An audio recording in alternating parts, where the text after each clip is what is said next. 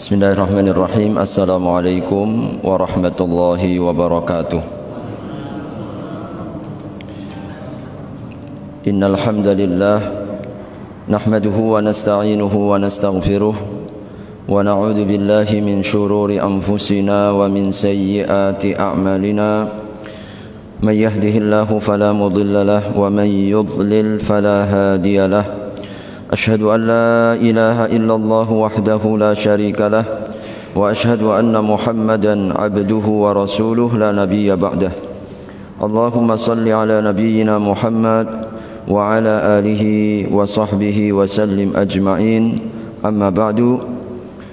Segala puji serta syukur marilah kita senantiasa panjatkan kehadirat Allah Subhanahu wa taala atas rahmat serta taufik kepada kita bersama, sehingga di kesempatan malam hari ini kita hadir kembali dalam majelis ilmu kajian tafsir. InsyaAllah kita akan mengawali surat terbaru setelah kita membahas di beberapa pertemuan surat An-Nur, surat yang ke-29 yaitu surat Al-Ankabut. Salam dan salawat tidak lupa mari kita sampaikan kepada Nabi Allah Muhammad sallallahu alaihi wasallam, keluarga, para sahabat, serta seluruh umatnya hingga akhir zaman. Hadirin rahimakumullah, pertemuan pertama sebelum kita masuki surat Al-Ankabut sebagai sebuah pengantar dan muqaddimah agar kita mengetahui kandungan umum dan latar cerita yang terdapat di dalam surat Al-Ankabut. Baru nanti insyaallah kita akan memulai ayat per ayat insyaallah. Hadirin rahimakumullah, surat Al-Ankabut ini disepakati jumhur ulama merupakan surat Makkiyah. Bahkan dikatakan termasuk di antara surat yang diturunkan akhir-akhir di kota Mekah. Di kota Mekah. Jadi surat Al-Ankabut ini.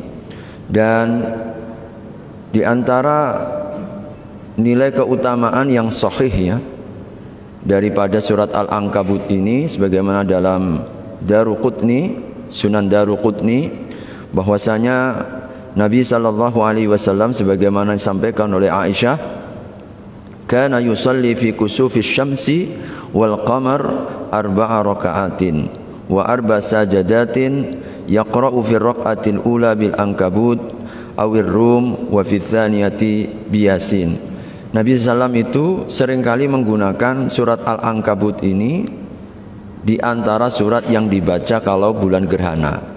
Kalau gerhana bulan atau gerhana matahari.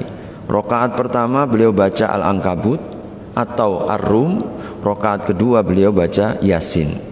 Jadi ini di antara hadis yang sahih yang menunjukkan betapa ini di antara yang dibaca oleh Nabi sallallahu alaihi wasallam.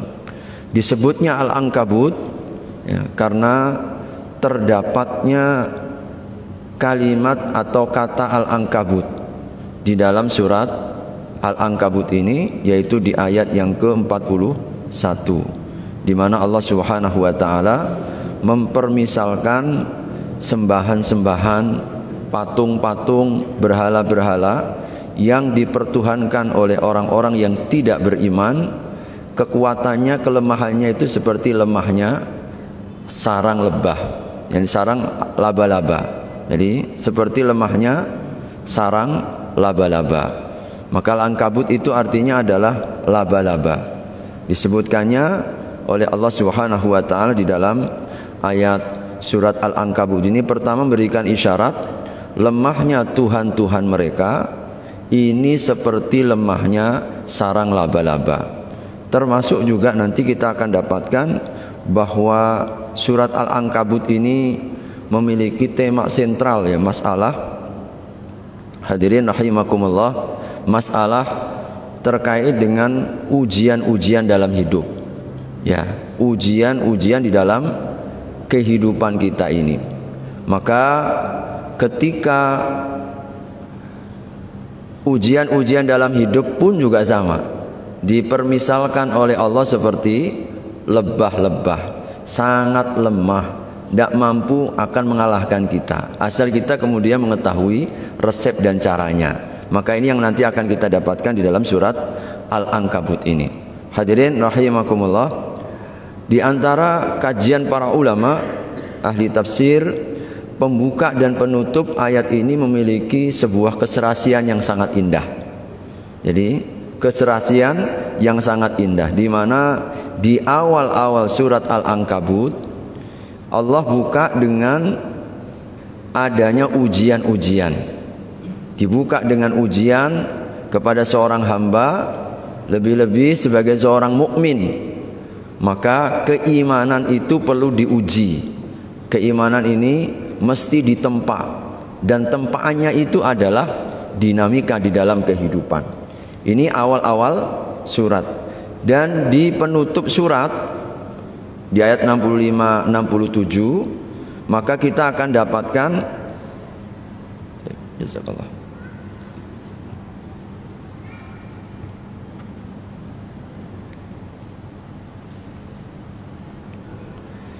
kita akan dapatkan bahwa ada dua ujian yang Allah Subhanahu wa taala tunjukkan ya. Di antara yang pertama di dalam ayat yang ke-65 Allah memberikan sebuah ujian. Manusia itu seperti dalam keadaan di atas perahu. Di atas perahu ketika terjadi gelombang yang sangat kuat, maka tiba-tiba dia mengikhlaskan diri kepada Allah Subhanahu wa taala. Banyak orang ketika diuji, banyak orang ketika dicoba ya, ada masalah-masalah dalam dinamika hidup. Ini persis yang tergambar keadaannya itu seperti di ayat 65. Orang ketika di atas perahu tiba-tiba datang angin topan mengelilingi semua dari segala penjuru, maka pada saat itulah dia betul-betul berdoa. Begitulah keadaan kita ketika ada masalah. Tapi ketika ujian itu sudah diangkat, masalah itu sudah hilang, hadirin, idza hum yusyrikun, balik lagi musyrik. Lupa kita siapa yang barusan menyelamatkan kita. Begitulah keadaan. Jadi awal surat tentang ujian, dan ada orang-orang yang seperti ini keadaan 65. Begitupun juga di ayat 67-nya Allah Subhanahu wa taala mengingatkan secara khusus tentang kenikmatan orang-orang kafir Quraisy Makkah pada waktu itu, di mana Allah berikan keamanan. Jadi awalam yarau anna ja'alna haraman amina wa yutakhattafun nasu min haulihim. Kalian merasakan betul bahwasanya tanah haram Mekah itu dijamin keamanannya. Kalian tidak merasa takut kalau diculik sama orang, karena mereka takut, karena itu tanah haram. Tanah haram itu nggak boleh apapun, walaupun orang misalkan membunuh, dibiarkan saja itu, walaupun di depan matanya. Dan itu sudah menjadi sebuah keyakinan mereka, kalau sudah masuk wilayah haram itu nggak boleh diganggu sama sekali. Makanya hewannya, manusianya nggak boleh diganggu. Maka Allah ingkari ini. Lalu kenapa kalian juga berbuat syirik? Kalian kufur atas nikmat ini. Ini juga bentuk nikmat yang lain. Jadi hadirin, di penutup surat Al-Ankabut ini tadi keserasiannya apa? Dibuka dengan masalah ujian, dan ini yang akan selalu melekat dalam kehidupan. Di penutup surat Allah gambarkan dua ujian yang dua-duanya ternyata manusia gagal dalam mensikapi. Di 65 tadi apa? Ujian dalam kesusahan. Ujian dalam kesusahan, dikasih susah, ingat sebentar, lepas itu balik kembali. Ujian yang kedua, ujian aman, senang pun kita kufur kepada nikmat Allah Subhanahu wa taala. Maka ini diantara hadirin rahimakumullah keserasiannya, pembuka dan penutup surat. Kemudian di awal surat Al-Ankabut ini dibuka dengan jihadun nafs. Apa itu? Kita berjuang melawan diri kita sendiri. Maka hadirin, sesungguhnya perjuangan kita itu dalam kehidupan kita ini sesungguhnya adalah kita melawan diri kita sendiri. Makanya sampai sahabat Ali bin Abi Thalib, alaikum anfusakum, perjuanganmu itu sesungguhnya dalam dirimu. Fa in qadirtum 'alaiha kunta 'ala ghairiha aqdar. Kalau engkau mampu melawannya, mampu melampauinya, maka insya Allah yang di luarmu akan jauh lebih terlampaui. Tapi kalau kita dengan diri kita sendiri dah kalah, maka akan jauh lebih kalah. Maka surat Al-Ankabut ini diantara juga indahnya itu, diawali surat ke-6 itu setelah masalah ujian, dibuka dengan ujian, ada satu pesan kuat, yaitu yang insya Allah yang menjadi salah satu sikap yang mesti harus dimiliki oleh setiap orang yang beriman, yaitu mujahadatun nafs. Wa man jahada fa innama yujahidu li nafsihi. Ini pesannya. Dan ditutup surat Al-Ankabut ini ayat 69, akhir dari surat Al-Ankabut juga sama keserasiannya. Walladzina jahadu fina. Maka begitu indahnya pembuka dan penutup. Ada masalah dan solusi. Jadi kita ini akan banyak menghadapi masalah, banyak menghadapi tantangan. Allah pun memberikan kepada kita solusinya itu nggak di mana-mana. Solusinya itu ada dalam diri kita. Ketika kita memiliki satu komitmen, mujahadah kepada diri, di hadapan semua tantangan dalam hidup, di hadapan semua dinamika di dalam kehidupan. Kalau kita ini mampu untuk mujahadah kepada diri kita, insya Allah kita akan diberikan kemudahan. Hadirin rahimakumullah, karenanya para ulama ahli tafsir itu mengatakan bahwa semua bentuk ujian apapun bentuknya akan mudah dan ringan untuk kita hadapi adalah ketika kita senantiasa memujahadah diri kita, bersungguh-sungguh membangun komitmen konsisten, mengikat diri kita untuk selalu bersama Allah Subhanahu wa taala. Itu aja kuncinya. Nanti ada dua kunci. Hadirin rahimakumullah, ini keserasian dan keindahan antara pembuka dan penutup surat Al-Ankabut ini. Tema umumnya, tema umum dalam surat Al-Ankabut ini sebagian para ulama di tafsir, jadi setiap surat itu hadirin ada tema umumnya. Al-Baqarah punya tema umum, Ali Imran punya tema umum. Dan surat Al-Ankabut ini tema umumnya adalah ujian itu menjadi sunnatullah dalam kehidupan. Bahwa ketika kita ini siap hidup, siap diuji. Maka kalau kita ini sudah hidup ini, maka bersiaplah kita untuk diuji. Kalau nggak mau diuji, mati saja. Dan memang itulah tabiat yang melekat, tidak akan bisa kita pisahkan. Dan ini yang dibangun oleh Allah dalam surat Al-Ankabut ini. Dalam Ankabut ini kita disadarkan betul bahwa ketika kita ini, jangankan kita, sampai orang yang beriman, maka nanti dibuka ayat ini dengan apa? Ahasiban nasu ayyutraku ayyaqulu amanna. Bukan berarti setelah kita itu menyatakan iman, lalu kemudian sepi dari ujian. Bahkan karena engkau beriman itulah kau diuji oleh Allah. Maka orang beriman itu selalu memiliki kesiapsiagaan, siap untuk diuji.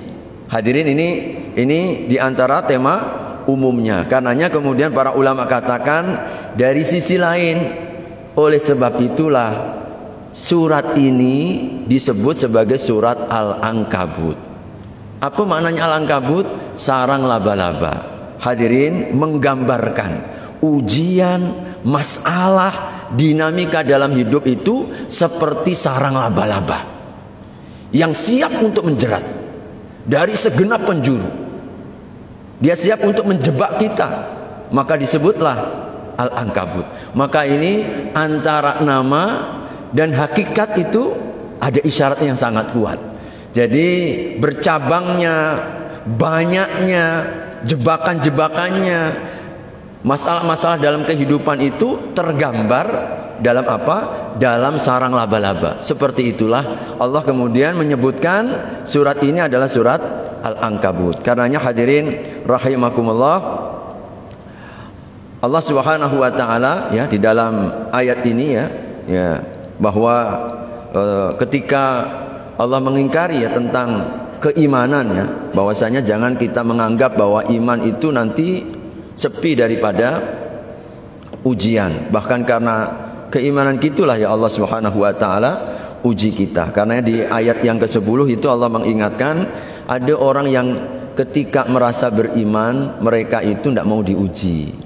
Jadi bahwa ketika orang beragama tidak mau mengambil risiko. Jadi beragama itu maunya yang nyaman saja, nggak ada tantangan.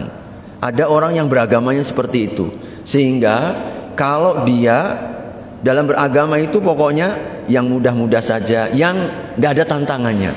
Padahal nggak seperti itu. Allah mengingkari di ayat ini, ada orang yang ketika beragama, lalu ketika diuji oleh Allah Subhanahu wa Ta'ala, mereka itu marah ya, tidak mau diuji dalam agamanya. Sehingga kadang-kadang ada model orang ketika beragama itu cari aman saja, kira-kira begitulah.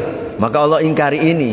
Bahkan setiap kita menjalankan agama, di sana kita pasti akan diuji. Karenanya hadirin, ada banyak yang nanti akan kita lihat dalam rinciannya. Di dalam surat Al-Ankabut ini ada ujian orang tua. Nanti kita lihat di ayat yang ke-8. Ada ujian yang lahir dari orang manusia, ancaman, siksaan, mungkin berbagai macam tantangan-tantangan saat kita itu istiqomah di dalam iman. Nanti ayat yang ke-10 tadi. Itu ujian. Ada juga nanti ayat 28, 29 ujian syahwat. Kita kadang-kadang diganggu, digoda ya, berbagai macam keinginan kita sendiri, hawa nafsu. Jadi hawa nafsu kita. Kadang kita diuji dengan nanti di ayat 47, 51 ada namanya ujian ilmu. Ternyata ilmu itu juga ujian. Bukan berarti setelah kita ini punya ilmu, di situ tidak ada masalah. Bahkan orang makin tinggi ilmunya, makin besar ujiannya. Hadirin, makanya para Rasulullah SAW menyebutkan tidak ada yang lebih berat ujian diterima oleh seorang hamba selain daripada para nabi, selain daripada para anbiya. Mereka itu kekasih Allah.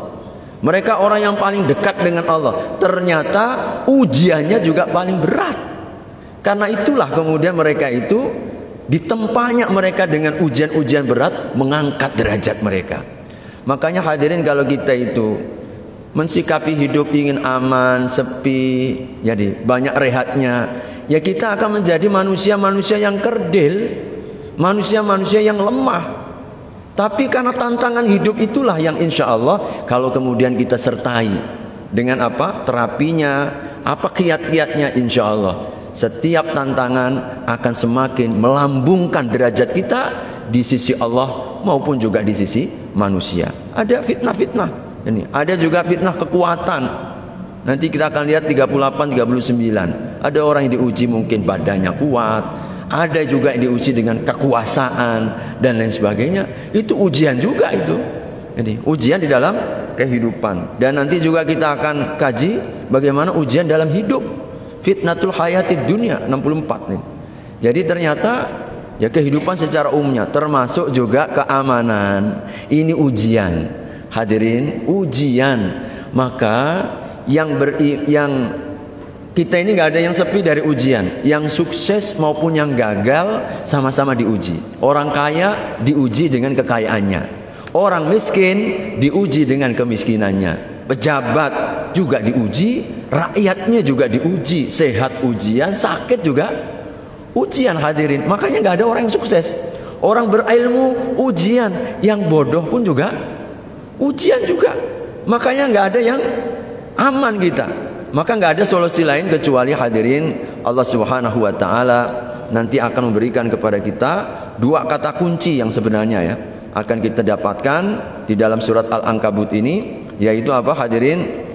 Allah Subhanahu wa Ta'ala nanti di ayat 44 ayat 45 itu diantara tawaran yang Allah berikan kepada kita. Setelah ayat 41 kan, ayat 41-nya yang Allah gambarkan tentang mathalul ladzina takhadhu min dunillahi kamathalil ladzina takhadhu, ya, orang-orang yang mereka menjadikan selain Allah Subhanahu wa Ta'ala Tuhan-Tuhan, maka sesungguhnya mereka itu seperti rumah laba-laba. Itu ayat 41-nya. Ayat 41-nya. Ayat 45-nya Allah nanti memberikan dua solusi ini. Jadi kalau kita pengen aman, kita pengen selamat ya, kita berharapnya akan mendapatkan keselamatannya dari setiap ujian itu adalah kita dalam ayat 44 ini diperintahkan untuk banyak tafakur. Jadi hadirin, tafakur, tadabbur, kita banyak merenung. Merenung apa yang kita renungkan? Semua ciptaan Allah, semua fenomena di dalam alam semesta ini. Maka nanti di dalam surat Al-Baqarah atau di surat Al-Ankabut ini kita akan banyak diajak tafakur dengan sejarah masa lalu.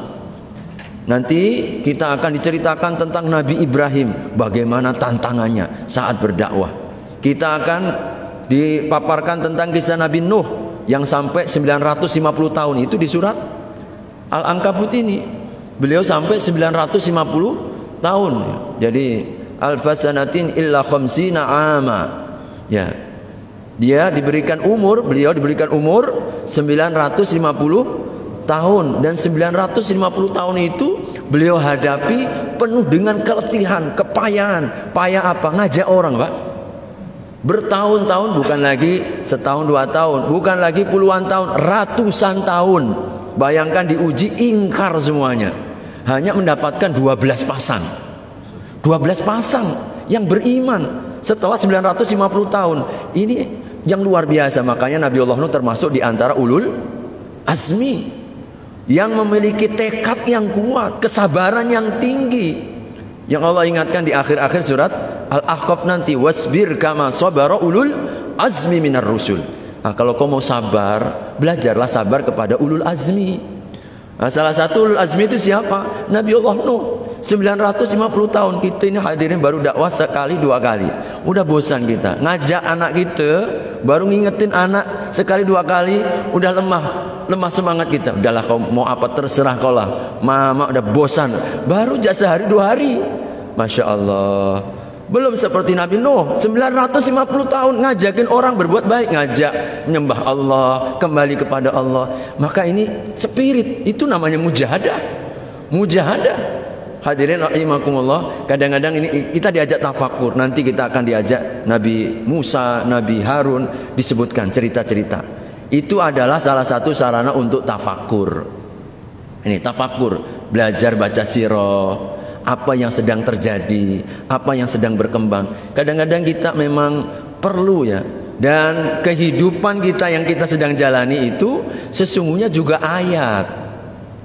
Bukan saja ayat yang terbaca seperti ini. Nah, ayat yang kita baca, kita malam Jumat ini mengkaji, sesungguhnya adalah membantu agar terbangun kesadaran hati, terbuka pikiran kita. Jadi makanya Al-Quran itu disebut oleh Allah Subhanahu wa ta'ala kunci-kunci hati. Asal apa? Kau mau tadabburi. Afala yatadabbaruna Al-Quran am ala qulubin aqfaluha, di dalam surat Muhammad. Apakah mereka itu nggak mau merenungkan Al-Quran? Sebab apa? Ataukah hati mereka itu mau dikunci? Jadi Allah tidak mengisyaratkan hati kita ini tetap terkunci kalau kita tidak tadabbur Al-Quran. Karena pembuka kunci-kunci gemboknya hati adalah tadabbur Al-Quran. Di mana kita dapat tadabbur? Majelis taklim begini, ngaji tafsir begini kita.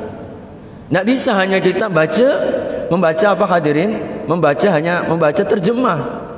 Jadi kalau kita baca tafsir seperti ini hadirin, oh ternyata surat Al-Ankabut ini seperti ini gambarannya. Kita punya resep, kita punya kesadaran, kita dibangun oleh Allah Subhanahu wa ta'ala satu konsep dalam menghadapi kehidupan ini. Maka ketika hidup ini penuh dengan kesadaran, kita siap. Hadirin, kalau orang itu siap kan? Coba hadirin ya. Makanya kenapa sebelum datang tsunami ada alarm, alarm, biar kita siap-siap. Coba kalau nggak ada alarm, tiba-tiba datang, matilah semua kita. Makanya perlu alarm. Hadirin rahimakumullah, karenanya belajar dari Titanic katanya, kapal Titanic yang terbesar pada zamannya, orang udah sombong luar biasa ya. Katanya nggak mungkin ini tenggelam ya, bahkan Tuhan pun ya nggak mampu menenggelamkan kapal Titanic ini kan, ya Titanic itu ya, yang jadi film itulah, ya, katanya begitu kan. Tapi pelajarannya ternyata saya pernah membaca dalam salah satu tulisannya itu karena kesombongan. Padahal sebenarnya yang apa namanya itu bukan Instagram ya, orang yang sudah diingatkan dia ketika berlayar di tengah Atlantik itu banyak bongkahan-bongkahan es. Itu alarm, sinyal-sinyal yang diberikan oleh kapal-kapal yang lain itu disampaikan kepada siapa? Kepada penanggung jawab alarm itu. Tapi diabaikan karena dia bising amat ini. Banyak benarin alarm. Akhirnya dimatikan alarm itu. Sinyal-sinyal itu dimatikan. Hingga akhirnya pada jam 2.20 itulah puncaknya. Akibat apa? Pura-pura nggak ngerti. Pura-pura tuli. Nggak mau diingatkan. Nah, begitu. Diingatkan oleh kapal-kapal sebelahnya. Malah dia marah-marah. Membuat dia sibuk. Akhirnya dia terjungkal sendiri. Diingatkan, diperingatkan, tapi dia pura-pura tidak menyadari. Akhirnya tenggelamlah kapal Titanic itu. Maka kira-kira hadirin, janganlah sampai kita dalam hidup itu seperti itu. Dalam hidup ini jangan sampai seperti penanggung jawab apa namanya kalau Instagram ini ya. Jadi orang yang bertugas secara khusus untuk menangkap, biasanya kalau di pilot kopilot kan ada komunikasi terus kan. Itu udah dikasih tahu alarmnya, tapi nggak peduli. Hidup ini juga demikian hadirin. Hidup ini juga demikian. Banyak alarm Allah. Banyak sinyal-sinyal Allah Subhanahu wa taala. Dan Al-Qur'an itu membantu. Al-Quran ini membantu untuk menghidupkan alarm hati agar kita itu siap sedia. Tapi kalau kita ini ayat nggak dibaca, itu alarm. Ayat kauniyah nggak mau juga ditafakuri, itu alarm. Jangan sampai nanti kita tenggelam semua ini. Habis semua kita ini, tiba-tiba dan seperti Titanic masuk ke dalam dasar lautan. Maka Al-Quran itu tanda sayang Allah kepada kita, agar kita tidak tenggelam di dasar apa? Di dasar lautan kehidupan ini. Tapi kita dengan gelombang yang ada, gambarannya itu kalau kita ini berada di tengah lautan, gelombang yang ada itu kita bisa menikmati. Nikmati seperti burung Raja Wali. Ketika banyak badai, badai dijadikan sarana bagi dia untuk semakin tinggi. Begitulah Raja Wali itu. Gelombang angin, malah ini kesempatan saya bisa terbang tinggi. Kalau ada datang dinamika dalam hidup ujian, selamat datang ujian. Karena ini yang insya Allah akan meninggikan derajat kita. Begitulah Nabi SAW. Ketika beliau selepas dari perang Uhud, pernah saya sampaikan, diancam lagi. Itu mereka akan masuk ke dalam kota Madinah. Maka menambah apa? Fazadahum imana. Wa qalu innan nasa qad jama'u lakum fakhshawhum fazadahum imana. Jadi waqalu hasbunallahu wa ni'mal wakil. Oh, ada ancaman ini. Ancaman yang diberikan atas orang-orang kafir itu semakin menambah imannya kaum mukminin, bukan menjadi takut. Maka hadirin, tantangan hidup itu tidak untuk kita hindari. Ya. Kita memang nggak ada lain kecuali memang menghadapi. Hadapi, nikmati. Insya Allah ada solusi. Insya Allah begitu. Orang beriman itu begitu. Makanya kita dibangun oleh Nabi SAW. Orang mukmin yang kuat itu mestinya apa? Tidak boleh kita merasa lemah. Al-mu'minul qawiyyu khairun minal mu'minid dha'if. Orang mukmin yang kuat itu lebih baik dan lebih dicintai oleh Allah daripada mukmin yang lemah. Tapi resepnya satu, ihris ala ma yanfa'u. Bersungguh-sungguh untuk yang membawa manfaat. Meskipun kadang-kadang kita ini dihadapkan dengan situasi kondisi tidak mampu, saya tidak mampu, maka Rasul langsung lanjutkan, wala ta'jas. Kau jangan pernah merasa lemah terus. Kalau mental kita ini lemah hadirin, memang nanti kenyataan dalam hidup ini pun kita kerdil. Kita tidak memiliki prestasi dalam kehidupan ini. Maka tantangan dalam kehidupan bagi seorang yang mukmin itu peluang amal bagi kita. Peluang amal bagi kita. Maka kira-kira isyarat di dalam surat Al-Ankabut ini membangun agar kita itu punya daya juang. Dan seorang mukmin itu harus begitu, punya daya juang. Jangan melempem kita di hadapan apa? Tantangan. Sebab di balik tantangan itu insya Allah surga kita, kemuliaan kita, keistimewaan kita. Maka jangan banyak mengeluh di hadap tantangan. Begitulah para anbiya. Para anbiya itu orang yang paling memiliki daya juang yang luar biasa. Diuji dengan apapun terus mereka. Dan hadirin, kalau saya membaca dalam asbabun nuzulnya, ayat-ayat ini atau surat Al-Ankabut ini diturunkan Nabi SAW menjelang beliau hijrah ke Habasyah. Ya, Habasyah.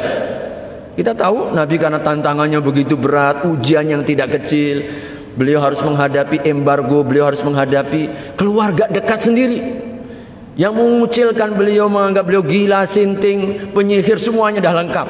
Hadirin rahimakumullah, Nabi tetap tahan banting. Beliau coba apa? Cari lahan yang lebih subur. Pergi ke Ethiopia, bayangkan.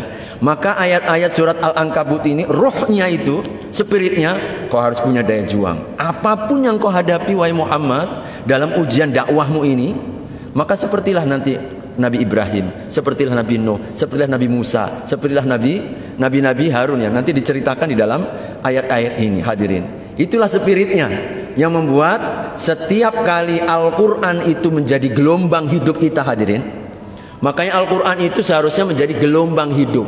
Jangan hanya dibaca di lisan. Kalau hanya dibaca di lisan, Pak, ya seni saja itu. Ya, hanya seni. Tapi kalau kita ini menjadikan Al-Quran itu gelombang dalam hidup, terasa betul getaran Al-Quran itu. Kita itu dibimbing, kita punya energi, kita punya kekuatan. Makanya kebutuhan kita sebagai seorang mukmin. Makanya Allah sebut Al-Quran itu ruh, wa kadzalika auhayna ilaika ruham min amrina. Demikianlah kami wahyukan kepadamu ruh. Kenapa Al-Quran disebut ruh? Karena ruhnya kehidupan. Maka hidup tanpa Al-Quran seperti jasad nggak ada ruhnya. Bayangkan hadirin, jasad nggak ada ruhnya. Kalau kita ini hidup nggak ada baca Quran, nggak ada kaji Quran begini ini, kita ini digambarkan seperti mati, orang mati nggak ada ruhnya. Maka begitulah hadirin, kita nggak memiliki apa? Kekuatan. Ini yang pertama. Yang kedua hadirin rahimakumullah, solusinya yang Allah tawarkan nanti di ayat 45. Di ayat 45. Jadi ayat yang pertama apa? Solusi yang pertama itu tafakur. Allah memberikan solusi kepada kita, tafakur, tadabbur dengan ayat-ayat qauliyah, melalui kajian ayat-ayat seperti ini untuk membantu apa? Membantu menangkap ayat-ayat yang sedang berjalan. Sehingga kita itu tahu, oh ini sinyal Allah, persis seperti yang aku baca dalam Al-Quran. Cocok betul, sesuai betul. Sehingga kita kemudian apa hadirin? Waspada, hati-hati. Begitu. Nah yang kedua, Allah memberikan solusi melalui minimalnya 3. Allah memberikan solusi. Nanti ini solusinya. Pertama, utlu ma uhiya ilaika. Nah ini solusinya. Hadirin, solusi umumnya adalah, solusi umumnya dari jebakan-jebakan ujian dalam hidup, masalah-masalah dalam hidup itu kuncinya adalah bekal iman. Apa hadirin? Bekal iman. Dan bekal iman itu kita dapatkan dalam ayat 45 ini. Pertama apa? Utlu ma uhiya ilaika. Baca apa yang diturunkan. Hadirin, solusi pertama apa? Membaca Al-Quran, mengkajinya, mentadabburinya. Maka kalau kita ini hidup yang penuh dengan ujian tapi nggak mau dekat dengan Al-Quran, hadirin, kita di tengah gelombang nggak punya alat penyelamat. Ya, nggak punya alat penyelamat. Yang kedua, ini singkat-singkat karena saya ingin menjadikan ini pengantar saja ya, agar hadirin insya Allah tertarik. Mudah-mudahan nanti surah Al-Ankabut ini bisa kita pretelin ya, rincikan satu persatu. Yang kedua, aqimis sholah, sholat. Menghadapi ujian hidup, tantangan hidup adalah dengan menegakkan sholat. Ya, kita ini banyak ujian nggak sholat, nah itu masalah. Kenapa Pak Ustadz kita ini banyak masalah? Oh, coba tengok sholatmu. Betul lah, sholatnya bolong-bolong. Sholat nggak diperhatikan, Allah kasih lah ujian terus itu. Kan begitu kan? Yang ketiga, wala dzikrullah, zikir kepada Allah.